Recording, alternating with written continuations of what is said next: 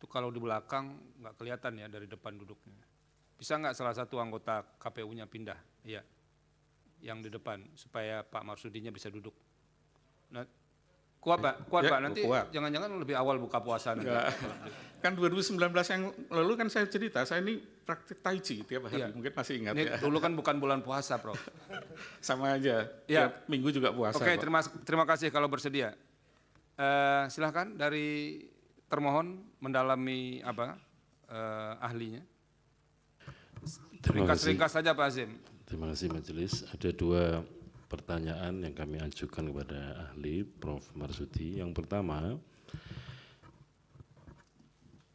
di publik dan juga kemudian diungkapkan dalam persidangan ini, saksi yang diajukan oleh pasangan calon nomor 3, sebagaimana yang kemarin menyampaikan keterangan di sini, itu dalam analisisnya terhadap apa-apa yang ada di dalam Sirekap itu menyatakan bahwa dalam beberapa waktu tertentu ketika KPU tidak menampilkan pie chart atau hasil pembacaan UCR itu dengan penjelasan bahwa sedang dilakukan koreksi, ternyata menurut saksi tersebut bahwa polanya kok sama ya perolehan suara maupun persentasenya. Jadi kemudian saksi itu berpendapat atau menyatakan bahwa ini Sirekap seolah-olah kesannya sudah dikunci untuk calon tertentu persentasenya sekian, calon tertentu persentasenya sekian. Mohon penjelasan soal ini ahli. Nah yang kedua, di Prof. dalam Marsudi bisa dicatat ya, nanti akan semuanya bertanya dulu baru Bapak Prof menjawab. yang kedua, sebagaimana tadi dijelaskan oleh ahli bahwa salah satu hal yang berpengaruh terhadap hasil pembacaan data atau hasil foto form C hasil plano yang kemudian diunggah ke tampilan publik Sirekap dalam info pemilu itu adalah faktor kualitas penulisan di dalam formulir tersebut. Nah, soal ini mohon dieksplor lagi Prof supaya kemudian kita sama-sama memahami sekiranya ada tampilan antara apa yang ada dalam tulisan dalam foto itu dengan hasil pembacaan UCR-nya itu katakanlah berbeda, yang kemudian ketika dikoreksi publik atau banyak pihak menyatakan ini suara kok naik turun dan seterusnya atau berubah. Saya kira 2 hal itu. Terima kasih. Terima kasih Pak Hasim. Silakan dari pemohon. Siapa yang mau mewakili? 1 Mas Bambang, yang lain Refli Harun. Silakan. Terima kasih Prof. Prayudi. Ada beberapa pertanyaan Prof. Saya mau masuk di beberapa isu yang tadi dikemukakan. Tadi dikemukakan di bagian akhir bahwa mestinya sistem di web Sirekap itu dari mobil apps itu harus diverifikasi dulu. Begitu ya Prof ya. Dan kalau tidak diverifikasi maka bisa timbul banyak masalah. Terus Prof tadi mengatakan bahwa itu sebabnya untuk tahun mendatang perlu ada verifikasi. Saya berangkat dari pernyataan itu. Apakah dengan begitu dapat diberikan pandangan Sirekap ini bermasalah karena tidak ada sistem yang verifikasi itu? 1. Kalau kemudian Sirekap ini dikonfirmasi, saya bisa tampilkan beberapa slide yang ahli kami kemukakan untuk dikonfirmasi kepada ahli ini. Silakan. Tolong di slide nomor 12. Bisa. Sambil menunggu itu saya mau mengatakan begini. Di slide yang akan saya tunjukkan nanti, ada begitu banyak TPS yang jumlah pemilihnya melebihi batas maksimal DPT. Padahal maksimal DPT-nya per TPS adalah 300. Kalau ada informasi kayak ini dan ribuan, puluhan ribu, bahkan ada ratusan ribu seperti ini, puluhan ribu yang tercatat di sini, apakah itu tidak cukup untuk dijadikan dasar untuk sampai pada kesimpulan ada fraud di situ? Itu kedua. Ada slide? Oh ya.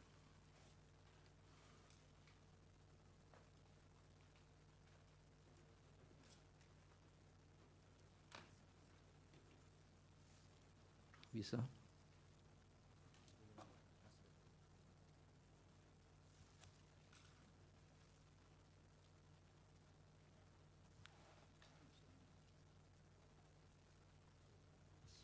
Oh, signal sudah ada. No signal. Sambil nanti saya kasih slide sambil saya cicil supaya prosesnya. Nanti silakan. saya akan jelaskan lagi.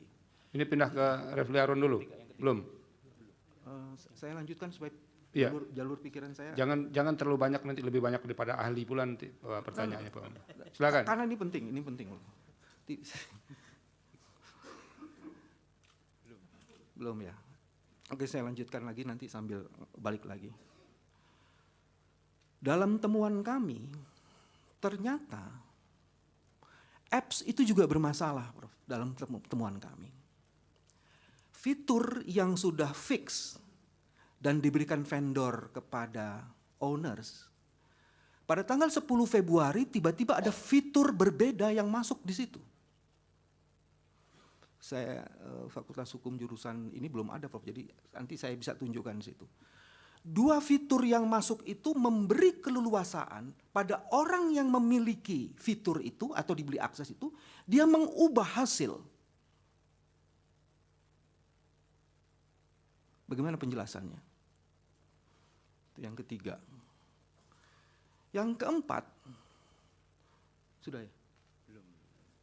Untuk menguji originalitas hasil yang difoto itu, yang katanya kemudian dari Sirekap, dari mobile apps itu dikirim kepada Sirekap web, maka kemudian harus ada konfirmasi metadata. Dan fakta membuktikan dari berbagai ahli yang dihadirkan di sini termasuk 03, metadatanya tidak ditemukan. Jadi bagaimana kita bisa mengakui originalitas dan otentisitas dari hasil yang dikirimkan itu? Ini ada. Itu bagian kelima itu. Saya seneng ganjil jadi ada 2 lagi. Sudah ini Pak Bambang, Okay. silakan ini dijelaskan. slide atasnya dulu, slide keempat. Prof, itu tadi pertanyaan yang kedua atau ketiga, saya lupa. Ini temuan, Prof. Ternyata selisih suara antara yang seharusnya dengan yang tampil pada Sirekap itu bermasalah. Dan ini kita dapatnya ribuan. Saya nggak mau sebut ratusan ribu ya. Dan turunkan lagi satu lagi. Ini pertanyaan berkaitan dengan pertanyaan pertama tadi. Apakah ini tidak cukup dijadikan dasar telah terjadi fraud di situ? Dan seharusnya kemudian dilakukan IT forensik. Coba slide nomor 2.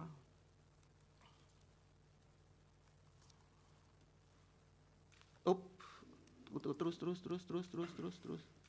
Lagi. Ini, yang tadi, yang atasnya lagi. Baik mobil apps maupun Sirekap seharusnya kan memiliki ini. Ahli. Keamanan data, transparansi dan akuntabilitas, serta audit dan verifikasinya. Pertanyaan berkenaan dengan ini, apa pendapat ahli terhadap mobil apps dan Sirekap kita berkaitan dengan keamanan data, transparansi dan akuntabilitas, dan audit dan verifikasi. Itu ada masalahnya di situ. Pak Bambang cukup ya? Tadi 7, Prof. 1 lagi berarti. Dan nanti jatah Refli Harun jadi hilang dong. Silakan. Terima kasih. Terima kasih Yang Mulia. Sebelumnya saya minta klarifikasi ke KPU, benarkah KPU mengeluarkan keputusan KPU nomor 345 tahun 2024 yang mengecualikan Sirekap sebagai informasi publik yang tidak boleh diberikan? Silakan KPU. Diklarifikasi dulu, karena ini dapat dari sengketa informasi dari pihak yang mengajukan, tiba-tiba muncul keputusan secara retroaktif. Silakan. Kami cek dulu majelis. Ya.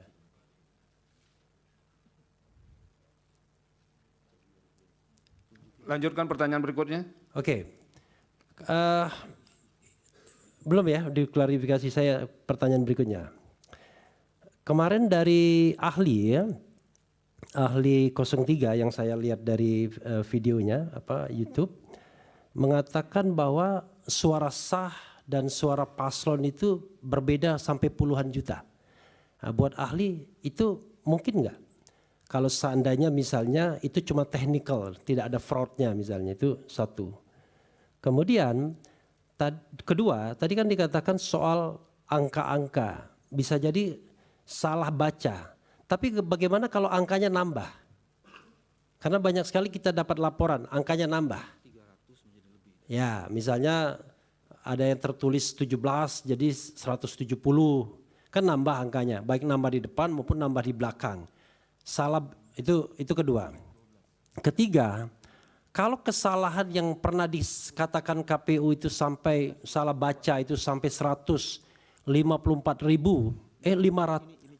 ya itu yang contoh yang tadi saya katakan 154.541 sebelum Sirekap ditutup, dan itu mungkin lebih banyak lagi, bahkan ahli 03 mengatakan itu sampai 400 ribuan tuh kesalahan baca. Itu mungkin enggak? Itu tidak ada fraudnya, itu sekedar technical error gitu. Tapi technical errornya sampai ratusan ribu. Nah yang terakhir tadi, yang pertama, itu betul nggak ada itu? Ada keputusan KPU nomor 345 itu. Karena begini, nanti Pak diklarifikasi. Refli itu enggak ahli yang menjawab ya, itu dijelaskan oleh KPU. Ya enggak, saya mau tanyanya begini. iya. Tanyanya adalah apa yang membuat Sirekap ini kemudian perlu menjadi informasi yang dikecualikan dalam 3 tahun? Rahasia apa yang harus dijaga kalau kita kaitkan dengan transparansi publik? Jadi ahli kan tahu nih, datanya apa aja yang kemudian tiba-tiba harus dikecualikan? Itu pertanyaan saya. Cukup ya? Cukup? Ada satu lagi yang penting mungkin. Ditemukan 204 juta DPT dari black web market. Dan tidak pernah ada penjelasan dari KPU kenapa DPT itu bisa dijual di pasar gelap. Padahal KPU adalah wali datanya. Itu sejak dari DPT. Dan tidak ada pernah penjelasan mengenai itu. Oke, cukup Pak Bambang. Terima kasih. Iya. Silakan pemohon 2. Pemohon 2 akan diwakili oleh Saudara Magdir dan Saudara Henry. Silakan. Terima kasih Yang Mulia. Saudara ahli ya, kami kebetulan kemarin sudah mendengarkan keterangan ahli dan saksi fakta kami. Salah satu yang saya ingin tanya kepada saudara ahli dari hasil penelitian dan pembacaan terhadap dokumen-dokumen atau fakta-fakta berhubungan dengan Sirekap ini yang saudara lakukan, apakah saudara juga menemukan perubahan-perubahan data pada TPS yang tidak sedikit, kalau menurut saksi kami kemarin, itu sekitar ada yang sampai 400 ribuan TPS. Ya. Nah, apakah perubahan-perubahan ini menurut saudara ahli bisa divalidasi? Ya, karena sepanjang yang kami pahami dari keterangan saksi maupun keterangan ahli, validasi ini yang tidak ada dalam sistem yang ada di Sirekap ini. Fitur validasinya yang tidak ada. Ya, jadi sehingga itu tidak bisa dikontrol oleh siapapun. Bahkan menurut saksi dan ahli kami kemarin itu mengatakan bahwa ada pintu belakang yang selalu terbuka dan tidak pernah bisa di-stop ketika isi dimasukkan ke dalam sistem ini. Nah, ini pertama yang saya ingin tahu dari saudara ahli. Kemudian yang kedua, kami juga ingin tahu apakah terkait dengan pertanyaan yang pertama tadi, saudara ahli menemukan anomali ya terhadap hasil Sirekap ini. Meskipun betul seperti dikatakan bahwa Sirekap ini adalah alat bantu, ya.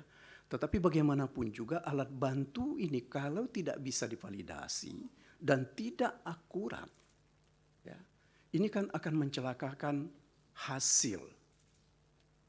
Sebab bagaimanapun juga dalam pandangan kami, proses itu penting untuk melihat hasilnya nanti. Nah, ketika tidak divalidasi ini yang kami mau minta saudara ahli, apakah saudara juga menemukan anomali terhadap hasil dari Sirekap yang selama ini digunakan oleh KPU. Apalagi secara real kita bisa lihat dan kita ketahui bahwa pada titik tertentu ini ditutup oleh KPU. Meskipun dari ahli dan dari saksi yang kami tampilkan dalam diskusi-diskusi kami, mereka masih bisa melihat sampai terakhir kemarin apa yang terjadi dengan Sirekap ini. Ada data-data, perubahan data itu masih juga terjadi. Kemudian saudara ahli, ya, tadi saudara menerangkan bahwa yang masuk atau disampaikan melalui Sirekap ini adalah dari mobile HP yang dikatakan tadi itu di-scan. Ya. Nah, yang kami ingin tahu dari saudara ahli, apakah akan ada perbedaan kalau hasil scan dengan hasil foto? Karena sebagaimana ditunjukkan oleh saksi kami kemarin, pada bagian cukup banyak yang mereka menemukan, hasil scan itu bahkan ada rambut di halaman-halaman tertentu, sehingga ini menurut kawan-kawan itu tidak bisa dibaca secara akurat. Itu yang ketiga. Kemudian satu lagi menurut hemat saya, berkenaan dengan penggunaan Sirekap dan dikaitkan atau disandingkan dengan penghitungan secara berjenjang. Ya. Apakah menurut hasil bacaan saudara ahli, ketika penghitungan secara berjenjang itu dilakukan, tidak bisa dilakukan ya semacam utak-atik, ya, ketika mulai dari kecamatan sampai ke kabupaten atau ke provinsi hingga ke pusat. Nah, kenapa kami sampaikan seperti itu? Dari penelitian atau hasil temuan dari saksi kami kemarin, seperti saya sampaikan di awal, begitu banyak hal-hal yang menurut hemat kami, ya, audit forensik itu harus sudah dilakukan. Ini kan demi kepentingan bangsa dan negara kita. Cukup ya, Pak Magdir ya? Baik, cukup. Terima Silakan kasih yang dari berikut. saya. Assalamualaikum warahmatullahi wabarakatuh. Ringkas saja. Tadi saudara ahli ada menyebutkan tentang human error atau technical error, ya. Pertanyaan saya, untuk mengetahui siapa yang menginput, kemudian kapan diinput di dalam Sirekap itu, dengan cara apa? Karena sampai sekarang nggak ada yang tahu. Ya cuma KPU sama Tuhan aja yang tahu kapan, di mana, siapa. Kemudian apakah dengan dilakukan audit forensik itu akan dapat diketahui siapa yang menginput data, kapan, di mana. Yang kedua, terjadi kesalahan-kesalahan itu lebih disebabkan oleh human error atau technical error. Apapun penyebabnya, pertanyaan saya, apakah itu karena kesengajaan atau kesalahan manusia di dalam pelaksanaan, atau memang kesalahan teknologinya? Yang terakhir terkait dengan pertanyaan dari rekan saya dari 01 tadi, ada satu surat keputusan KPU yang apa istilah tadi bisa dipublish kecuali mengenai Sirekap. Kami juga meminta supaya dijelaskan oleh KPU kenapa, apa yang tersembunyi di sini sehingga tidak boleh diketahui oleh publik. Terima kasih Yang Mulia. Terima kasih. Silakan sekarang pihak terkait. Baik. Terima kasih Yang Mulia. Selain saya nanti ada rekan saya Pak Hari juga nanya. Saudara saksi, Ini ahli. mohon maaf. Saudara ahli, kita sudah mendengar bahwa seakan-akan Sirekap ini semacam momok atau masalah.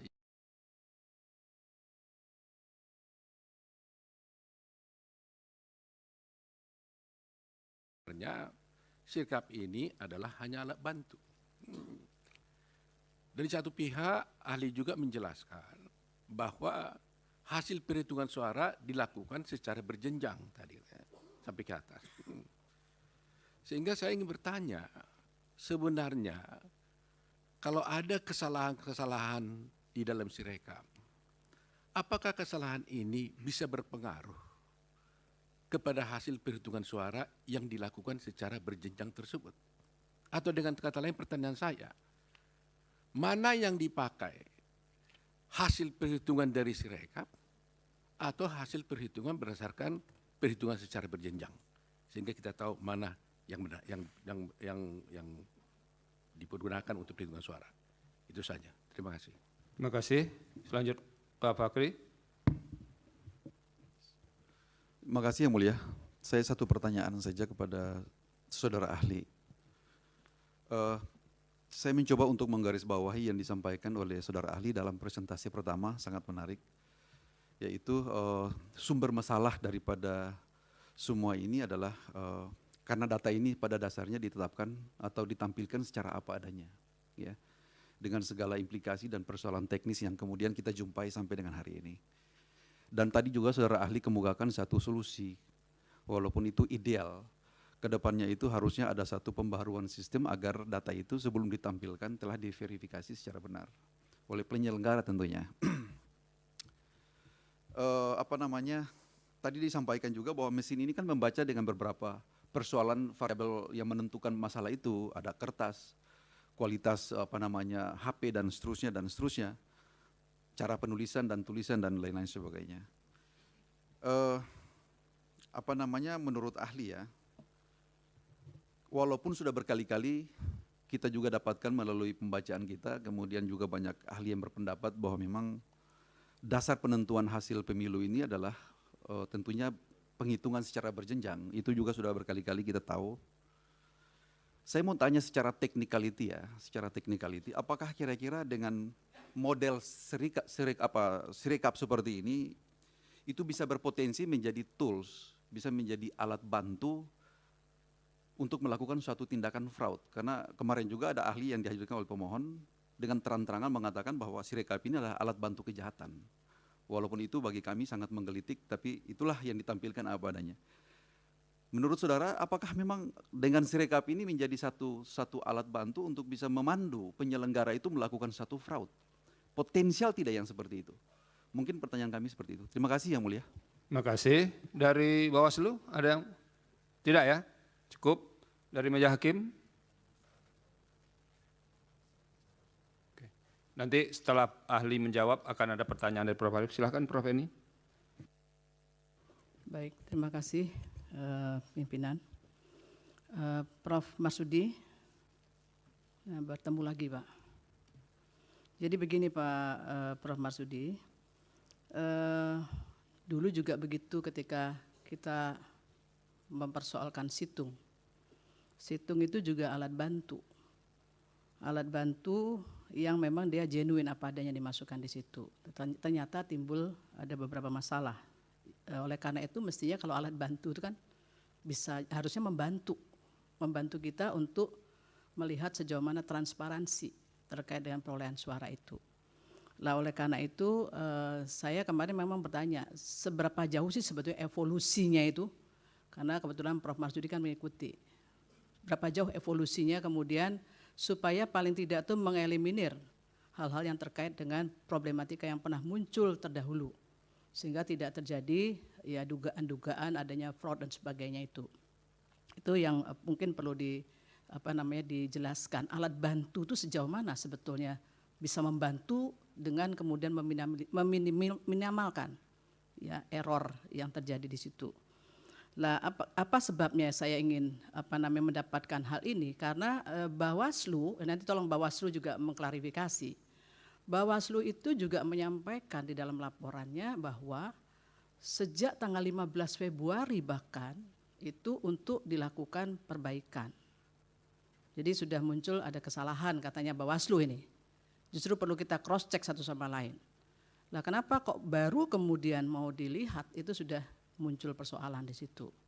Lah berkenaan dengan hal ini supaya kita juga mendapatkan sesuatu yang terang benderang, saya juga minta kepada KPU karena saya juga coba cek lagi di bukti KPU belum ada di sini, sehingga perlu kemudian ditambahkan bukti untuk kami mendapatkan terutama dari C1-nya, C hasil ya.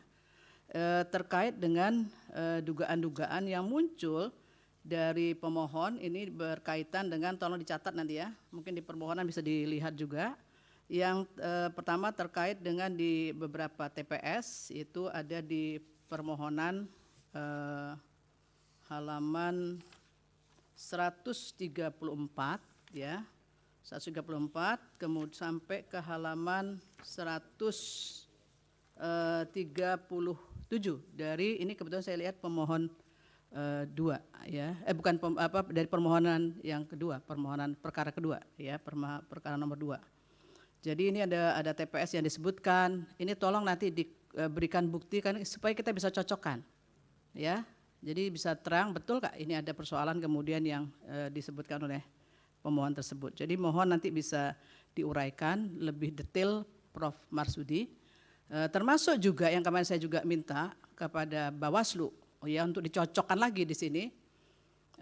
Bawaslu juga menyampaikan bahkan di siaran persnya ada 11.000 lebih TPS yang mengalami persoalan terkait dengan akses Sirekap. Itu mohon bisa dijelaskan apa sesungguhnya dari sisi teknologi ini kok masalahnya kok tidak terurai terselesaikan dengan baik, tapi justru muncul di awal ketika proses orang ingin melihat dari awal terkait dengan perolehan suara tersebut. Mohon dapat dijelaskan. Terima kasih. Ya, Prof. Arief, yang mulia Prof. Arief, silakan. Terima kasih, Pak Ketua Sidang. Prof. Marsudi, kita juga pernah ketemu 5 tahun yang lalu. Tapi saya mau komentar sedikit ini. Saya juga ketemu 5 tahun yang lalu dengan sahabat saya, Mas Bambang Wijayanto. Ternyata setelah 5 tahun kedewasaan beliau, kesabaran beliau sudah muncul. Padahal 5 tahun yang lalu saya terpaksa membentak beliau untuk suruh keluar.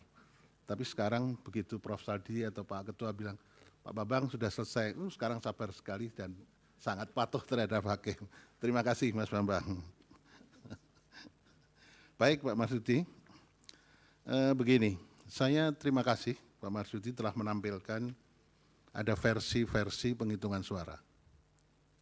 Ya, versi-versinya ada yang di Sirekap, ada versi quick count, ada versi dari penghitungan manual yang dilakukan oleh para pemerhati LSM. Dan itu ada kesimpulan yang juga menarik. Ya. Terus begini, Sirekap itu hampir sama dengan situng peristiwanya, menjadikan masalah, terjadi curiga di antara kita. Sehingga kita melihat, mestinya kan alat bantu itu bisa membantu kita supaya juga bisa diketahui hasilnya secara cepat dan tidak ada kecurigaan di antara kita. Mestinya kan begitu KPU ya, Pak Hasim ya. Ini kebetulan Pak Hasim asisten saya, dosen di Undip. Jadi kalau Pak Hasim nggak benar, saya juga malu sekali ini. Nah saya begini tanya, yang dipakai sebagai dasar menurut ahli dan menurut KPU. Ini betul yang manual dan berjenjang kan? Nah kalau begitu kita sekarang ini apakah betul meributkan sesuatu yang sebetulnya nggak dipakai? Tapi sudah terlanjur ada kecurigaan di antara kita. Ada fitnah di antara kita. Nah untuk bisa ngecek penghitungan secara manual, tadi sudah disinggung oleh Pak Magdir, Pak Dr. Magdir, kalau manual berjenjang itu cara ceknya gimana? Kan tadi Pak Magdir mengatakan bisa juga secara diotak-atik C1-nya yang manual itu. Nah, kita selama ini dalam pilkada itu gampang karena skopnya sangat terbatas. Kita cek di C1 plano ya. Kalau sekarang dipakai C1 hasil plano. Gimana Pak Hasib itu? C hasil plano. C hasil plano kalau itu. Kan kita mestinya bisa ngecek melalui C1 hasil plano. Pertanyaan saya, kenapa yang difoto Pak Ahli? Yang difoto itu kan bukan C hasil plano, tapi yang difoto itu kan C hasil yang lembar kecil ya Pak Asif, betul kan? Izin majelis menjelaskan. Gimana itu? Jadi yang difoto dan diunggah di Sirekap dan kemudian ditampilkan dalam info pemilu itu C hasil yang plano. Oh di plano ya? Jadi itu sudah betul yang difoto mestinya itu? Betul. Jadi nah, kalau begitu apakah kita, Indonesia itu begitu besar, TPS-nya itu ribuan. Nah sekarang kalau kita mau ngecek C1 hasil plano, itu caranya bagaimana? Ini kan susah sekali dilakukan. Indonesia itu sangat besar sekali, banyak TPS-nya, sehingga kalau saya selama 12 tahun ini ngadili pilkada, mudah. Karena apa? Skopnya kecil, jumlah TPS-nya terbatas. Sehingga kita bisa menentukan secara akurat ini terjadi masalah. Tapi di Indonesia itu begitu luas. Kita susah sekali. Maka dibutuhkan etiket baik dari jajaran KPU penyelenggara, termasuk jajaran Bawaslu, dan jajaran semua pihak. Dalam rangka untuk membangun negara Indonesia yang demokratis. Nah ini yang jadi masalah. Oleh karena itu saya sampaikan berikutnya kepada ahli. Ahli tidak hanya untuk sekarang, untuk ke depan. Supaya kita betul-betul bisa menghasilkan pemilu yang demokratis dalam arti memenuhi pasal 22 yang jujur, adil, fair. Itu dengan menggunakan teknologi kayak begini, supaya tidak terjadi saling sengkarut di antara kita, tidak ada fitnah di antara kita, itu sistem yang harus dibangun bagaimana? Dan sistem sekarang itu bagaimana? Tadi saya senang sekali ada perbandingan-perbandingan ternyata itu. Selisihnya juga tidak ada masalah dan sebagainya. Tapi ini kita semua bisa melihat bahwa ada beberapa hal yang harus diperbaiki oleh KPU. Kita harus melihat etiket baik KPU, karena apa? Karena persoalan-persoalan yang terjadi sekarang ini itu sangat berbahaya untuk keutuhan NKRI, karena hasil yang kayak begini. Nah itu saya minta pendapat dari ahli, ya. Gimana caranya satu, untuk ngecek supaya kita yakin betul bahwa C1 plano yang difoto, kemudian itu betul-betul genuine dipakai untuk menentukan pada waktu dilakukan penghitungan manual yang berjenjang. Karena bisa saja yang selama ini pengalaman kita di dalam pilkada, itu mulai dari TPS itu sudah terjadi masalah. Kemudian di PPK itu terjadi masalah. Bisa juga persoalan rekapitulasi di tingkat kabupaten kota bermasalah. Bahkan bisa juga permasalahannya terjadi di tingkat provinsi. Kalau di tingkat nasional itu relatif sudah clear. Nah oleh karena itu gimana caranya? Ini tadi pertanyaan Pak Mak.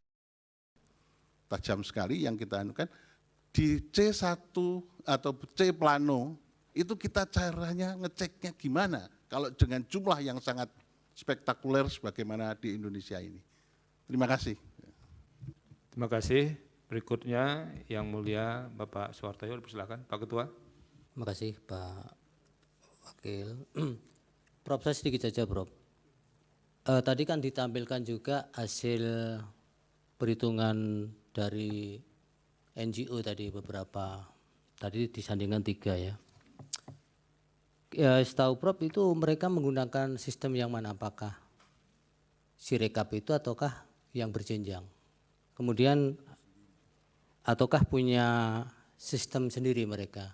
Kemudian apakah juga ada gangguan-gangguan sebagaimana yang dialami oleh Sirekapnya KPU ini? Karena kan mereka variabelnya misalnya bebas, tidak kemudian berpotensi untuk diganggu oleh pihak-pihak tertentu. Itu saja sih saya. Terima kasih Pak Wakil. Terima kasih. Jadi sekarang ahli dulu, nanti kalau klarifikasi dari KPU setelah ahli ya Pak Hasim ya. Silakan ahli. Baik, terima kasih Yang Mulia.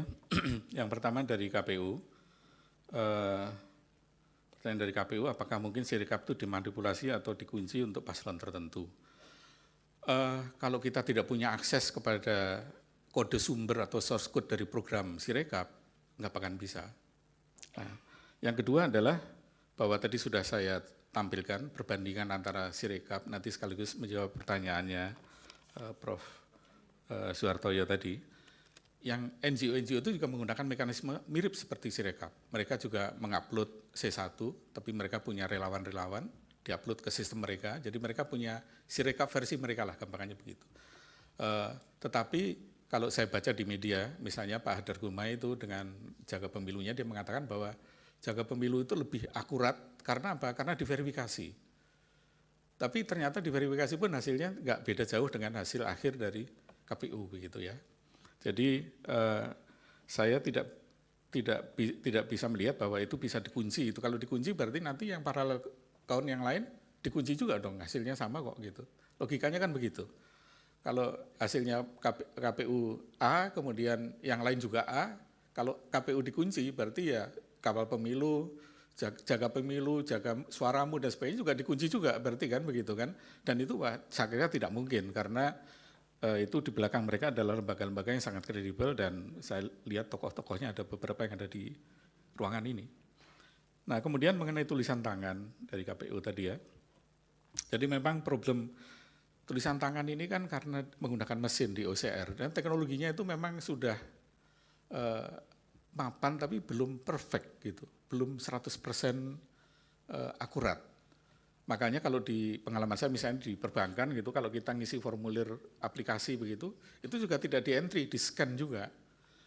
Tetapi kemudian ketika setelah di-scan itu, sebelum di-posting itu diverifikasi dulu, dicek dulu, ada nggak perbedaan-perbedaan. Kita saja mengalami misalnya kalau kita apply ke payment gateway, misalnya kan kita diminta KTP gitu kan, KTP kita difoto, kadang-kadang ketika KTP kita difoto, itu sistem juga ada beberapa yang error, misalnya alamatnya itu huruf I jadi angka 1 misalnya, atau huruf A jadi angka 4 misalnya. Jadi itu yang saya kira nanti harus diantisipasi kalau misalnya KPU ingin menggunakan sistem yang berdasarkan OCR, menurut saya sih bagus. Kenapa ini menghindarkan kecurigaan, kalau disitung dulu kan kecurigaannya ini operator ini curang, memasukkan datanya di markup gitu. Nah sekarang kan mesin yang melakukan, atau software yang melakukan. Kita kan nggak bisa menuduh softwarenya curang begitu. Nah tetapi kita harus ingat bahwa software ini atau OCR ini belum perfect, masih ada error. Makanya tadi saya sampaikan di dalam solusi ke depan mungkin harus ada verifikasi untuk yang aneh-aneh gitu ya. Misalnya jumlah suara lebih dari 300 itu mestinya di-reject dulu, tidak langsung di-posting gitu. Kemudian dari Mas Bambang ini, dari pemohon, pertama verifikasi. Jadi kalau kita bermasalah itu mendefinisikan bermasalah itu apa? Apakah bermasalah itu menyebabkan hasilnya berbeda atau hasilnya hanya menimbulkan keributan saja? Nah, kalau menimbulkan keributan, ya saya dari Situng dan sampai sekarang Sirekap mengakui jadi bahan keributan ini. Tapi keributan yang tidak ada gunanya, kita ributin pepesan kosong, uang yang dipakai penetapan pemilu di SK 360 itu dasarnya manual ya Pak Ketua ya. Itu kok yang dipakai kok. Nah, jadi bukan yang dari Sirekap gitu. Tapi kalau dikatakan, jadi kalau bermasalah dalam arti dia mempengaruhi angka, mempengaruhi suara, mempengaruhi perolehan, menurut saya tidak. Tapi membuat orang emosi dan sebagainya jadi ribut, iya gitu ya. Nah, tadi termasuk contohnya misalnya jumlah pemilih lebih dari 300 dan sebagainya. Nah, kemudian masalah-masalah TPS yang bermasalah. KPU, saya monitor juga, setiap hari itu melakukan modifikasi, melakukan koreksi. Saya ada data nanti bisa sampaikan pada majelis setelah sidang ini. Misalnya pada tanggal 22 Februari, itu saya ketika Sirekap mulai diributkan tanggal 15 tadi betul mulai ribut itu tanggal 15 ingat saya. Kemudian saya sebetulnya sudah nggak semangat itu, udah males itu ikut-ikut begini lagi gitu ya, sudah 5 tahun yang lalu sudah usia udah cukup lah begitu ya. Jadi saya lebih sabar kayak Pak Bambang gitu ya. Jadi saya pikir ngapain ikut-ikut lagi, tapi kemarin diminta oleh KPU, jadi saya track tuh apa yang terjadi pada tanggal 22 Februari. Memang ada waktu itu ada sekitar 12.000 kesalahan di 12.000 TPS. Tetapi kalau kita lihat angka, itu kesalahannya itu terdistribusi, tiga-tiganya itu ada yang naik, ada yang turun. Jadi ada yang naik, ada yang turun itu tidak bisa saya mengatakan bahwa di situ ada algoritma atau ada JSON script yang didesain untuk membuat ini suaranya terkunci. Kenapa? Karena distribusi error ini terjadi di tiga-tiganya. Pada pasangan 01 ada yang naik di TPS tertentu, tapi ada juga yang turun. 02 juga sama, 03 juga sama. Jadi mirip seperti situng 2019, agak random ini kesalahannya. Tapi sayangnya karena waktu itu karena hanya ingin tahu aja, hanya punya data satu hari itu 22 Februari 2024. Kemudian mengenai apps, ya apps ini ada aplikasi ini yang ada di Sirekap Mobile ya. Sirekap Mobile ini saya nggak tahu apakah, mungkin saya perlu tanya kepada KPU, apakah ditaruh di publik atau tidak. Karena yang saya dengar kemarin dari video, itu katanya saksi mendapatkan apps itu dari APK Mirror. APK Mirror itu ini Pak yang mulia, Pak Ketua dan yang mulia, adalah tempat software-software bajakan yang untuk HP. Yang resmi kan kalau Android kan Google Play. Nah APK Mirror itu software-software yang sudah dimodifikasi biasanya. Misalnya untuk langganan Netflix nggak bayar itu bisa kita download dari sana gitu. Yang sudah dimod, jadi istilahnya APK yang dimodifikasi. Nah saya nggak tahu kalau di-download dari sana, itu mungkin harus dicek validitas dari aplikasi yang digunakan tadi. Pak, itu ahli yang mana ya Pak yang kemarin dipakai untuk itu? Ahli yang nomor 2 kemarin. Oh, ahli perkara nomor 2. Ya. Ahli perkara nomor 2. Ya. Baik. Jadi dia mengatakan dia mendownload, mendapatkan APK-nya, karena kalau nggak salah di Amerika ya kalau nggak salah ya. Dia tadi yang apa itu? Yang apa namanya? Yang direkayasa tadi apa namanya? Software-nya tadi? Aplikasi. Aplikasinya apa namanya tadi? APK itu nama aplikasi di Android yang mulia. Jadi kalau kita install aplikasi dari Play Store itu namanya APK atau aplikasi APK gitu. Nah itu ada situs banyak sih, bukan hanya APK Mirror, ada banyak situs yang tempat kita bajakan-bajakan itu. Nah salah satunya APK Mirror itu terkenal sekali untuk naruh APK yang bajakan-bajakan. Jadi kalau ada software yang di Google Play harus bayar, itu kalau didapat di APK Mirror bisa nggak bayar gitu. Termasuk ngajarin misalnya YouTube ya, YouTube yang premium itu kita bisa download itu APK Mirror yang sudah di APK Mirror yang sudah dimodifikasi sehingga kita nggak keluar iklannya lagi di YouTube misalnya. Nah saya harus cek dulu kalau dari APK Mirror itu harus di-compare karena saya kebetulan sering menjadi saksi ahli di beberapa kasus pidana di pengadilan umum, itu adalah ternyata aplikasi ini diambil dari tempat-tempat yang tidak legal tadi, sudah dimodifikasi, kemudian yang install ini dirugikan, misalnya rekening banknya dikuras atau macam-macam lah terjadi kejahatan di sana. Kemudian dia menggugat ke developernya, tapi ternyata ketika kita sandingkan aplikasinya sudah berubah. Nah ini saya kira kalau dari APK Mirror itu ini Pak Bambang ya, jadi mungkin harus ditanda tanya. Tapi kalau dapat dari KPU itulah yang legal gitu. Nah saya kemarin mendengar karena beliau mengatakan dari APK Mirror ya. Nah kemudian keempat mengenai metadata. Metadata itu mungkin nanti lebih cocok ditanyakan pada saksi, karena saksi ini yang membuat aplikasinya. Jadi saya tidak tahu apakah ada metadata atau tidak. Mestinya sih ada, tapi saya tidak. Ini dari ahli kami Pak. Nah ini Pak. Iya, bukan. Maksudnya nanti yang bisa menjawab nanti seksi kedua dengan saksi fakta, karena mereka yang mendevelop. Yang dari ITB nanti itu yang membuat aplikasi. Kalau saya kan tidak, jadi saya tidak tahu apakah metadatanya dan sebagainya. Jadi yang mulia majelis dan Bapak Ibu sekalian, jadi namanya metadata itu misalnya kalau Sirekap itu form C1 hasil itu kita foto, kemudian di foto itu ada identitasnya. Di foto pakai kamera apa, jam berapa dan sebagainya, ada data seperti itu. Tapi kita harus ingat juga, yang punya metadata seperti itu hanya kamera-kamera yang baik saja. Kalau HP-HP yang murah itu biasanya tidak ada metadatanya memang. Makanya nanti harus dicek juga dari TPS mana yang tidak ada metadatanya, kemudian itu apakah menggunakan kamera seperti apa begitu. Atau yang kedua memang di developer memang tidak ada metadatanya, nanti mohon Mas Bambang tanyanya nanti ke yang buat aplikasi, karena mereka yang lebih tahu dalamnya. Nah kemudian yang kelima, apakah tidak cukup bukti terjadi fraud? Saya bukan ahli hukum, tapi saya pernah mendengar begini, bahwa fraud itu salah satu syaratnya adalah ada mens rea, ini jadi sok tahu hukum ya, ada niat di situ. Nah sementara yang mengkonversi gambar menjadi angka itu kan software, aplikasi, sistem sebuah aplikasi. Apakah aplikasi itu punya niat? Kan tidak. Karena aplikasinya itu kan sudah di-training dengan data oleh developer ini, nanti bisa ditanya pada developer, di-trainingnya dengan tulisan tangan berapa banyak dan sebagainya, biasanya itu dengan ribuan tulisan tangan. Tetapi biarpun di-training dengan ribuan tulisan tangan, tetap namanya mesin itu tidak seperfect manusia, pasti ada kesalahan.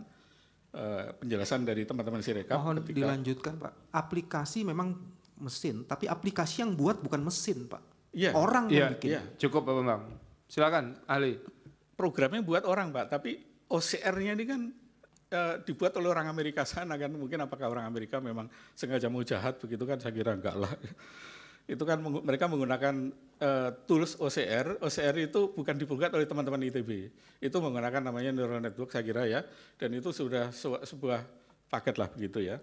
Nah, jadi kalau tidak ada manusia di sana, siapa yang mau disalahkan? Ini kan menjadi problem ya. Kemudian yang berikutnya adalah tadi mobile app sudah ya. Kemudian tadi katanya ketika Sirekap itu pada waktu tertentu terjadi perubahan. Memang karena setiap detik itu Sirekap berubah. Pertama karena ada data baru yang masuk. Yang kedua adalah adanya koreksi. Pasti berubah. Sehingga kita ketika menanyakan tadi ditampilkan itu jam berapa, tanggal berapa, itu posisi di situ. Tapi hari yang lain juga berbeda. Nah kemudian tadi disampaikan juga bahwa teman-teman ini masih punya akses kepada Sirekap. Sampai sekarang saya tidak tahu caranya dari mana. Karena kalau mereka melakukan akses ilegal, ancamannya Undang-Undang ITE. Jadi harus diingat juga bahwa peretasan maupun akses yang tidak legal, itu bisa diancam pidana 6 tahun. Nah, saya tidak tahu apakah betul mereka bisa akses sampai tadi malam, karena perhitungan suara manual kan sudah selesai tanggal 20. Mestinya kan sudah tidak ada lagi perubahan, di Sirekap mau dirubah apapun nggak ada gunanya, SKKPU 360 sudah keluar tanggal 20 Mei. Jadi per 20 Maret itu sudah freeze, suara nggak akan ada berubah. Jadi andaikan di Sirekap dihapus datanya pun juga nggak ada pengaruhnya begitu loh, istilahnya begitu, karena keputusan KPU sudah keluar, keputusan ini sudah keluar yang nggak bisa dirubah kecuali KPU yang dirubah begitu. Kemudian untuk Bang Refli, ya, kenapa suara sah beda dengan suara paslon? Saya tidak melihat itu, Bang. Jadi kalau suara sah presiden dengan totalnya sama, yang beda adalah dengan suara legislatif, ya. Ada kalau nggak salah yang Pilpres itu 51 juta.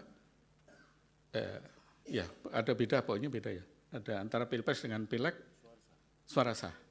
Untuk pemilu presiden 164 juta, 164 untuk Pileg juta. 151 juta. Ya, 151 dan 160. Kenapa berbeda?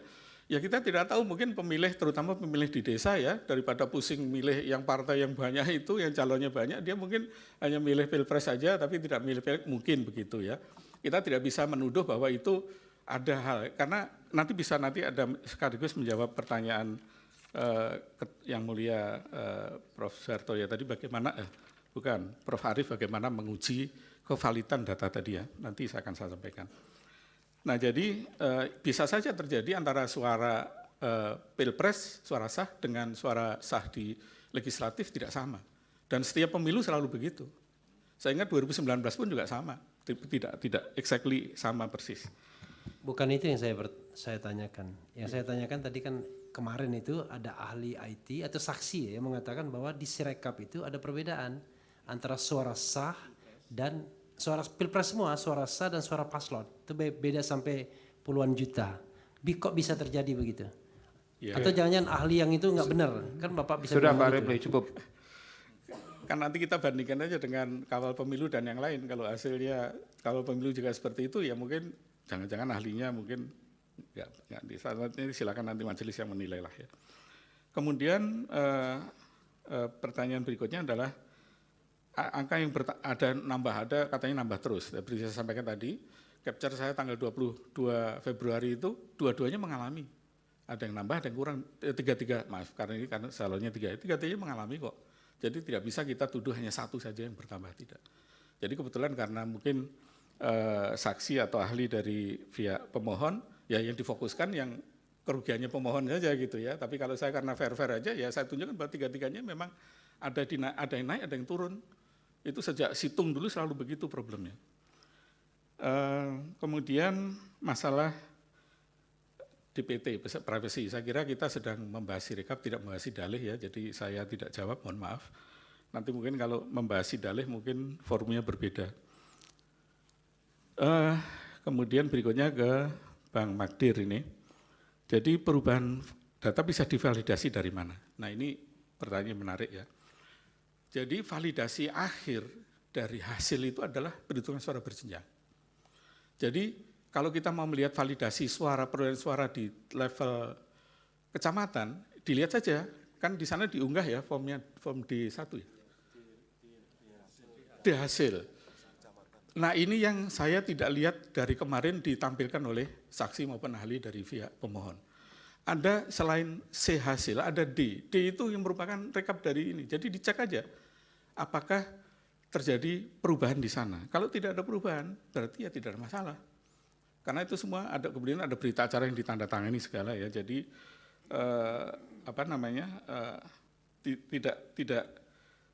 tidak bisa kita mengatakan bahwa data Sirekap itu tidak divalidasi. Memang di awal-awal itu tidak divalidasi, makanya jadi ribut tadi ya, di capture kan itu tanggal 15, tanggal 20. Tapi begitu cetek tanggal 20, itu sudah valid semua datanya. Karena diambil dari data manual. Jadi kalau nggak salah di Sirekap itu mekanismenya ketika terjadi pleno manual, maka hasil pleno itulah yang kemudian dimasukkan ke Sirekap untuk mengkoreksi data Sirekap. Gitu ya Pak Ketua ya. Jadi setelah pleno, data Sirekap pasti sama dengan data perhitungan manual. Tidak akan ada beda. Karena pleno itu mengupdate data tadi. Data Sirekap boleh salah, tapi ketika setelah pleno diupdate, jadi itulah yang benar dalam arti legal karena ditandatangani oleh semua saksi kan. Soal nanti ada manipulasi itu kan masing-masing lah kita tahu lah. Tapi saksi yang semua tanda tangan di sana. Jadi form D itu adalah D hasil itu adalah sah karena apa? Disaksikan oleh semua peserta pleno. Kemudian ada Sirekap untuk penggunaan suara berjenjang, malah terbalik Bang. Jadi bukan Sirekap mempengaruhi suara berjenjang lah yang mengupdate Sirekap. Jadi selesai pleno, kemudian data Sirekap itu akan dibalikan lagi ke Sirekap, sehingga data Sirekap itu akan paralel sama dengan pleno. Begitu. Dengan demikian Sirekap tidak bisa dipakai untuk mempengaruhi data di manualnya. Nah kemudian tadi ada pintu belakang dan sebagainya. Saya sebagai orang komputer, saya itu kalau tidak lihat barangnya, tidak pegang, saya tidak bisa mengatakan ada atau tidak. Karena kalau kita mau melihat ada backdoor atau tidak, itu softwarenya harus ada di depan saya dan saya buka. Kalau saya hanya membayangkan saja, itu namanya mengarang bebas itu. Mengarang bebas ini nanti begini, nanti begini, nanti begini, itu kan karangan. Kalau kita mau melakukan audit, nggak usah audit forensik lah, audit operasional aja, itu sistemnya harus di depan kita dan kita lakukan pemeriksaan. Sama dengan ketika kita memeriksa audit keuangan, ya catatan keuangannya dan sebagainya harus ada di depan kita. Kita nggak bisa kayak paranormal membayangkan nanti ada gini, nggak bisa gitu loh. Mohon maaf ya. Jadi pertanyaannya justru nanti apakah ahli yang mengatakan atau saksi yang mengatakan ada pintu belakang tadi, dia punya akses nggak? Nah kalau punya akses mungkin hanya bisa dikasih oleh KPU atau ITB. Nanti bisa ditanyakan apakah KPU memberikan akses kepada dia atau ITB memberikan akses pada dia. Karena punya hanya dua. Yang punya kode sumber atau source code-nya atau programnya itu hanya KPU dan ITB. Kalau mereka nggak memberikan, nggak mungkin ada. Kecuali mencuri ya, mungkin bisa saja mencuri, tapi kan dosa ya. Apalagi puasa-puasa begini mencuri ya. Nah, jadi itu Bang mengenai pintu belakang, saya tidak bisa jawab ada atau tidak. Termasuk kemarin saya dengar ada JSON script, ada ini. Itu apakah dia punya data? Saya aja sering bantu KPU sampai sekarang nggak pernah dikasih itu, programnya gitu. Jadi saya nggak bisa periksa gitu. Jadi selama itu saya tidak bisa mengatakan ada atau tidak, kecuali yang bersangkutan membuktikan dia punya akses kepada barang tersebut. Kemudian mengenai yang pertanyaan kedua mengenai anomali hasil. Tadi sudah saya jelaskan bahwa Sirekap boleh ada anomali, boleh ada perbedaan, tetapi ketika pleno dilakukan dan hasil ditandatangani, maka hasil itu kemudian masuk ke Sirekap. Jadi sebetulnya setelah proses 20 Maret kemarin, sejak 20 Maret sudah tidak ada anomali lagi. Jadi anomali itu terjadi di masa lalu, ya, karena tadi kesalahan-kesalahan yang saya sebutkan tadi masalahnya. Tapi ketika sudah pleno, sudah selesai. Makanya perhitungan yang benar yang diakui secara hukum dan legal dan kemudian digunakan KPU untuk membuat SK 360 dan kemudian mengupdate Sirekap adalah hasil perhitungan suara berjenjang yang disaksikan oleh semua saksi dari semua paslon dan kemudian juga dilakukan secara terbuka. Kemudian scan, ini dari Bang Magdir ya. Sebetulnya nama yang disebut scan itu kalau pakai HP ya moto, Pak. Bang. Kenapa HP itu kan bukan scanner, jadi kan HP kita kan cuma punya kamera ya kita foto, tapi orang-orang biasanya nyebutnya nyeken gitu, padahal itu namanya moto, tapi karena yang difoto kertas dibilangnya nyeken gitu. Kalau yang difoto orang namanya motret gitu, jadi mungkin istilah aja. Jadi, bukan ahli kemarin itu, saksi yang dihadirkan oleh pemohon 2 itu mengatakan kalau begini bentuknya, ini bukan foto, ini scan. Nah itu, ada yang foto, dia katakan beda kalau foto dengan scan katanya. Nah itu ada dampaknya nggak untuk software yang Sirekap ini? Malah kalau pakai scanner semua akan hasilnya sangat akurat.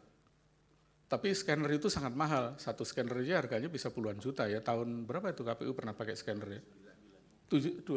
Oke, jadi itu lanjutkan ya. ahli. Jadi akan jauh lebih bagus justru kalau kita pakai scanner. Saya sebentar Pak Ahli. Iya. Ini kita wilayah Indonesia begitu luas. Iya. Ini persoalan masalah scan dan foto melalui handphone.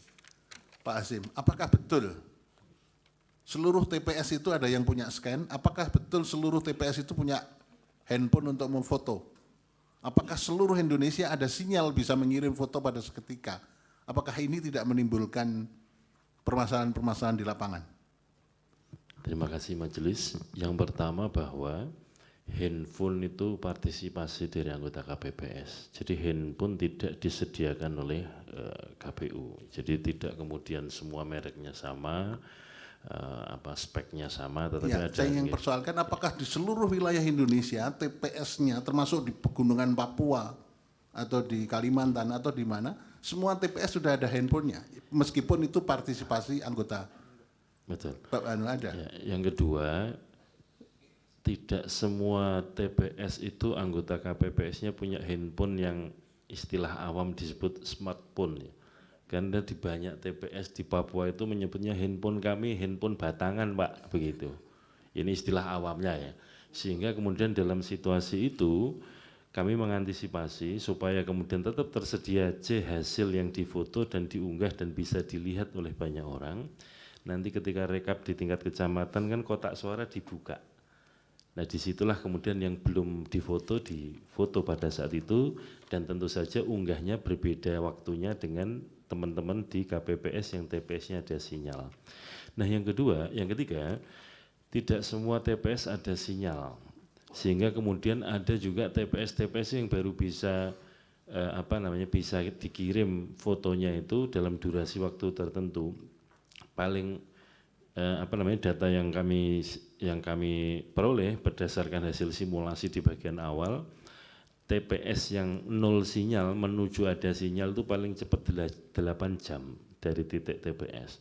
Kemudian yang paling lama sekitar 15 jam. Artinya 8-15 jam itu durasi waktu tidak ada sinyal menuju tempat yang ada sinyal. Nah, yang berikutnya di TPS itu tidak ada scan.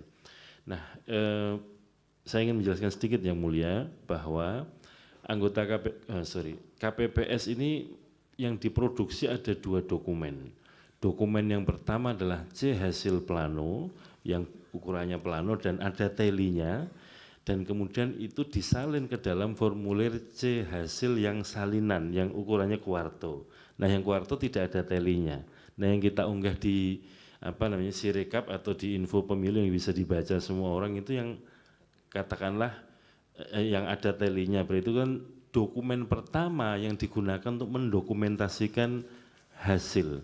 Itulah kenapa kemudian nanti oleh saksi akan dijelaskan kita mengambil kebijakan itu kan sebetulnya meneruskan apa yang pernah kita kerjakan di Pilkada 2020 waktu Covid. Karena apa? Dari C plano itu ketika disalin ke formulir C salinan itu ada potensi juga salah menyalin. Nah, ini yang terjadi pengalaman 2019 karena mekanisme 19 itu situng C plano itu kemudian disalin, salah satu salinannya dibawa ke KPU Kabupaten, di-scan di KPU Kabupaten, baru dikirim ke data center KPU dan kemudian itu yang diunggah. Nah, kemudian untuk katakanlah dari segi proses memotong beberapa langkah dan kemudian yang diunggah adalah dokumen pertama kali sebagai bentuk pendokumentasian hasil suara sejak Pilkada 2020 dan kita kembangkan untuk pemilu 2024 adalah C hasil plano. Jadi itu aslinya ukurannya plano dan ada telinya. Oke, cukup Pak Hasib. Silakan Ali, kalau bisa dipercepat ya. Ya, baik. Ya. Yang berikutnya mengenai siapa yang mengaudit Sirekap, nanti mohon ditanyakan pada developer karena saya bukan developernya. Kemudian apakah cukup untuk audit forensik? Saya berpendapat belum, karena belum ada bukti bahwa terjadi tindak pidana di sana. Kecuali bisa dibuktikan ada tindak pidana atau fraud, maka bisa dilakukan audit forensik. Nah, kemudian pertanyaan berikutnya masih dari Bang Magdir ya, mengenai human error atau technical error. Tadi saya sampaikan bahwa Sirekap Mobile itu mengkonversi gambar, tulisan yang ada di gambar menjadi angka itu secara otomatis dengan menggunakan software. Tidak ada manusia yang mengkonversi di sana, beda dengan situng dulu. Kalau situng dulu memang di-entry oleh manusia, sehingga menurut saya itu technical error, sangat-sangat technical error. Kecuali kalau form C1 yang tadi menjadi C1 hasil adalah dokumen otentik, itu yang dirubah. Jadi kalau dokumen otentiknya tidak sama dengan hasil yang kenyataannya, baru itu namanya ada fraud yang dilakukan oleh KPPS misalnya. Tapi kan selama ini tidak pernah ada sanggahan bahwa hasil perhitungan suara di level TPS itu berbeda dengan kenyataan begitu. Kemudian dari pihak terkait, Sirekap alat bantu dan berjenjang. Jadi betul sekali, jadi berkali-kali saya sampaikan bahwa ketika perhitungan suara berjenjang dilakukan, itu mulai dari TPS, kemudian sampai ke kecamatan, kemudian ke KPU Kabupaten Kota dan sebagainya, itu adalah proses berjenjang yang di mana alat Sirekap sebagai alat bantu itu digunakan adalah ketika nanti alat perhitungan berjenjang ini selesai, ditandatangani oleh semua saksi dan dari pihak pemohon, kemudian itu digunakan untuk mengupdate Sirekap. Jadi Sirekapnya juga ikut berjenjang, jadinya sebetulnya secara tidak langsung koreksinya ikut berjenjang juga. Di samping memang koreksi yang langsung dilakukan oleh KPU, juga ada koreksi berjenjang dari bawah juga. Dan yang kedua adalah jangan lupa di sana juga di Sirekap itu selain form C1 hasil ada form D yang selama ini saya belum pernah dengar dari dalam sidang ini dibuka. Padahal form D itu adalah hasilnya tadi, kesimpulannya rekapnya seperti apa. Nah, kalau di form D-nya berbeda dengan C1 baru dikatakan di situ bisa ada manipulasi misalnya. Kemudian Sirekap menjadi alat untuk fraud. Wah, ini sadis banget. Jadi seperti saya sampaikan, Sirekap itu hanya software aja, tidak bisa digunakan untuk merubah suara, nggak bisa. Yang bisa dilakukan itu adalah proses perhitungan manual berjenjang di tiap tingkat itu. Kalau mau melakukan kecurangan ya di sana, mau jual beli suara ya di sana, tidak di Sirekap. Karena nggak ada gunanya Sirekap dirubah-rubah, nanti begitu sudah perhitungan berjenjang dihapus lagi juga begitu. Jadi ini yang harus mungkin kita pahami semua. Kemudian saya agak percepat ya, langsung ke Prof. Eni mengenai evolusi Prof. Eni ya. Jadi senang sekali ini ketemu dengan Prof. Eni lagi. Jadi dulu situng itu memang ada proses yang sangat panjang, sehingga kemungkinan terjadinya human error itu tinggi. Karena tadi menyalin formulir dan sebagainya itu human error-nya tinggi, belum lagi ngantri. Nah, Sirekap ini teman-teman ITB itu menggunakan inovasi, tidak menggunakan manusia lagi, tapi secara menggunakan artificial intelligence, menggunakan OCR untuk membaca tulisan tangan menjadi data. Nah, inilah salah satu menurut saya kelebihan dari Sirekap yang saya apresiasi sekali pada teman-teman ITB. Tetapi yang sangat saya kritik saya kekurangannya adalah bahwa sistem konversi tulisan tangan ke angka itu kalau di lab saja belum 100% juga, baru 99% gitu, apalagi di dunia nyata. Nah, jadi ini yang mungkin nanti mungkin di berikutnya, evolusi berikutnya teknologinya harus diperbaiki, kemudian ada validasi sebelum diposting dan sebagainya tadi. Kemudian ada di 11.000 TPS. Ini dinamis Prof, jadi setiap hari berubah. Jadi seperti saya sampaikan tadi, tanggal 22 itu ada problem di sekitar 12.000-an TPS, kemudian naik lagi sampai yang terakhir itu puncaknya 125.000 kalau nggak salah Pak Ketua pernah bilang ya di media. Kemudian sudah itu turun lagi gitu ya, karena memang begitu data banyak masuk, terutama yang dari daerah, terutama ya kalau data dari Jakarta kemungkinan karena kameranya bagus, kemudian HP-nya itu nggak menggunakan Nokia 3310 zaman dulu begitu ya, sehingga hasilnya lebih bagus gitu. Tapi kalau di daerah-daerah ini yang mungkin kurang bisa di reliability-nya kurang. Nah, Prof. Arief ini menarik. Jadi Prof, banyak lembaga termasuk KPU ini tidak melakukan transformasi digital dulu sebelum melakukan digitalisasi. Digitalisasi itu bicara tentang teknologi, Sirekap, OCR dan sebagainya. Tapi transformasi digital itu sebenarnya pada mindset. Bagaimana kita punya mindset digital, artinya apa? Memanfaatkan teknologi digital itu secara tepat dan benar. Nah ini dulu pernah waktu saya diundang KPU di Bali, tahun berapa itu? April tahun 2023 kalau nggak salah, masih KPU yang lama lah. Itu saya sampaikan, sebetulnya pertama dilakukan adalah transformasi digital dulu. Kenapa? Karena nanti kalau kita ujuk-ujuk digitalisasi sama dengan kita nggak ngerti apa-apa, langsung beli HP yang canggih, tapi cuma dipakai untuk telepon sama WhatsApp. Gitu. Itu yang terjadi pada manusia banyak begitu kan. Karena mindset-nya belum, padahal di situ ada dipakai bisa untuk cari informasi, bisa dipakai untuk membuat jadwal dan yang lain-lain. Banyak fasilitasnya. Tapi karena mindset kita belum digital ya, kita pakai HP yang canggih hanya sekedar untuk WA sama telepon gitu. Nah, ya ini Prof, jadi transformasi digital dulu yang harus dilakukan. Nah, salah satu transformasi digital itu adalah bagaimana kita melakukan, ada salah satu bagian itu namanya data driven decision making. Jadi kita harus menggunakan data itu secara valid. Nah, bagaimana validasi ini pertanyaan Prof. Arief yang kedua ya. Sebetulnya nggak susah menurut saya, meskipun skala Indonesia. Kita mulai kalau berjenjang itu dari bawah ke atas, validasi dari atas ke bawah saja. SK 360 itu menyatakan total suara 1, 2, 3, sekian. Diturunkan ke provinsi. Provinsi 36 provinsi ya. 38 provinsi. 38 provinsi itu di total sama nggak jumlahnya? Kalau nggak sama berarti KPU waktu pleno nakal gitu kan. Kalau sama ya berarti benar mereka. Kemudian provinsi mana ambil, kampung saya lah Jawa Timur gitu. Diambil kemudian hasil rekap provinsi Jawa Timur diturunkan ke kabupaten. Kan cuma dari 37 kabupaten, gampang itu, cocokin aja. 38 kabupaten ya Jawa Timur. Oh ya tambah satu lagi karena Madiun jadi kota sekarang. Jadi 38 kabupaten kota. Jadi gampang itu jumlahnya Prof. Kalau kita jumlah 38 cocok ya berarti sudah nggak ada masalah di Jawa Timur. Turun lagi misalnya dicurigai mana di kampung saya di Madiun ada masalah di situ. Turunkan lagi di kecamatan begitu. Jadi itu bisa dilakukan 1 hari juga selesai kalau mau gitu, kalau niat gitu ya. Jadi dibalik arahnya dari atas ke bawah. Kemudian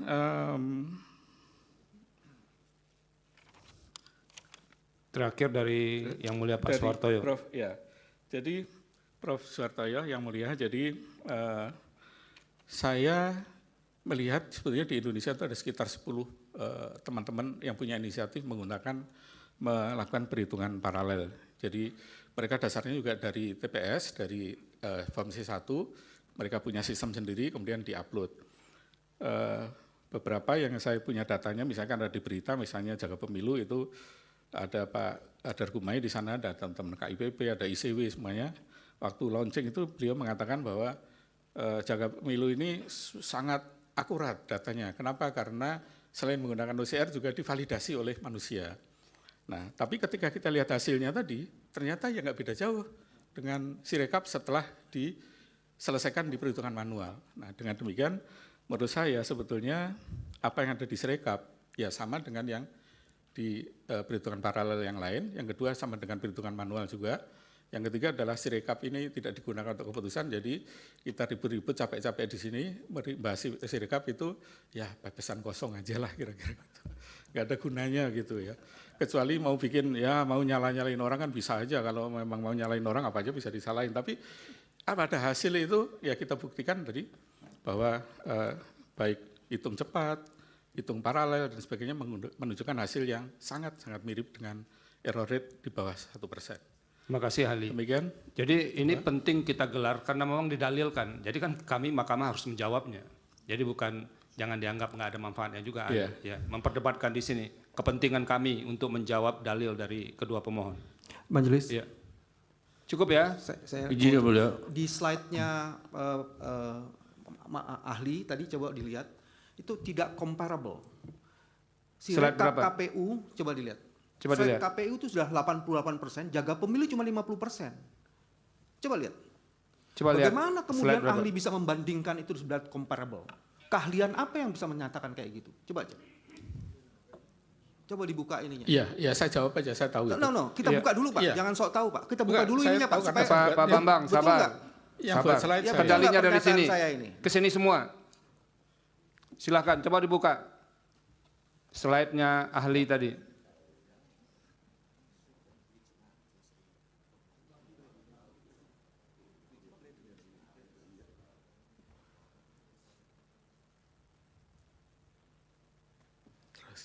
Terus yang ada membandingkan, oke, next, terus, nah ini, Ya, yang lanjut. Next. Satu lagi. Ya. oke. Ini Nah, kan silakan dijawab ahli. Ya. Jadi begini, Pak Bambang ya. Jadi ini data yang saya ambil per hari ini. Jadi per hari ini memang kawal pemilu memang selesai sampai di sana karena mereka kan relawan semua. Mereka tidak dibayar, sehingga datanya memang tidak 100%. Demikian juga yang lain. Nah, yang kedua adalah begini, kalau data itu sudah lebih dari pada hasil. Gitu. Jadi statistik aja menunjukkan sampel dari, kita cukup, ya, teman-teman dalam lembaga survei tahu kan ya, kita cukup pakai sampel 2.200 saja sudah error rate-nya sudah di atas, di bawah 22% misalnya. Yang saya ingin katakan, majelis. Yang satu kawal pemilu 82%, jaga pemilu 51%. Iya Jadi kan sudah dijelaskan tadi, biar kami yang menilai. Cukup ya? Jangan comparable terus kemudian seolah-olah di 100%, itu juga tidak fair ahli. Cukup. Oke. Iya, kesempatan terakhir, Pak. Terima kasih. Ya. Dari sekian panjang lebar penjelasannya, tapi tidak menjawab pertanyaan saya, belum menjawab pertanyaan saya. Ya, mana? Pertanyaan saya tadi antara lain saya ulangi supaya dicatat. Dari kesalahan, kekeliruan, kehilafan, apa yang diceritakan tentang Sirekap. Pertanyaan saya lebih dominan dikarenakan oleh human error atau technical error. Itu satu. Sudah dijawab tadi, Pak? Sudah dijawab. Oke, ada ke ujungnya yang belum, ya. Kemudian lebih cenderung karena kesengajaan atau karena ada sabotase. Oke. Nah, kaitannya lagi terkait dengan itu, saya ada pertanyaan saya lagi. Apakah bisa diketahui atau dengan cara apa bisa mengetahui siapa yang menginput, kapan diinput, apakah dengan cara Mudah-mudahan keterangan dari Prof. Marsudi bisa membantu kami untuk menjelaskan salah satu dalil yang muncul dari kedua pemohon ini. Silakan. Terima kasih Yang Mulia. Jadi sekali lagi saya ucapkan terima kasih juga kepada KPU karena saya di sini berdiri bukan hanya sekedar sebagai ahli, tapi saya juga alumni ITB, jadi saya harus bela juga institusi saya. Terima kasih. Bapak Ibu sekalian, yang majelis dan Bapak Ibu sekalian. Assalamualaikum warahmatullahi wabarakatuh. Waalaikumsalam. Sekarang kita masuk saksi fakta ya. Yang mulia, Ya. yang klarifikasi tadi gimana? Gimana? Klarifikasi soal Iya, ini retroaktif sabar. tadi. Oke. Ini susahnya kalau dengan apa ini, tokoh publik ini. Silakan Pak Abah, sebelum ahli saksi faktanya tadi ada soal SK berapa? 345 ya Pak Refli ya. Silakan diklarifikasi. Terima kasih majelis. Jadi saya baca satu-satu. Ada 2 SK. Yang pertama adalah keputusan KPU nomor 333 atau 333 tahun 2024. Ini diterbitkan tanggal 11 Maret tahun 2024 tentang penetapan informasi publik yang dikecualikan di Komisi Pemilihan Umum. Kemudian yang kedua adalah SK KPU atau keputusan KPU nomor 349 tahun 2024 tentang penetapan informasi publik yang dikecualikan di KPU. Sebentar saya cek ini tanggalnya.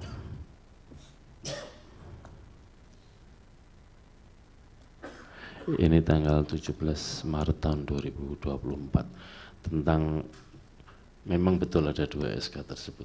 Oke. Nanti akan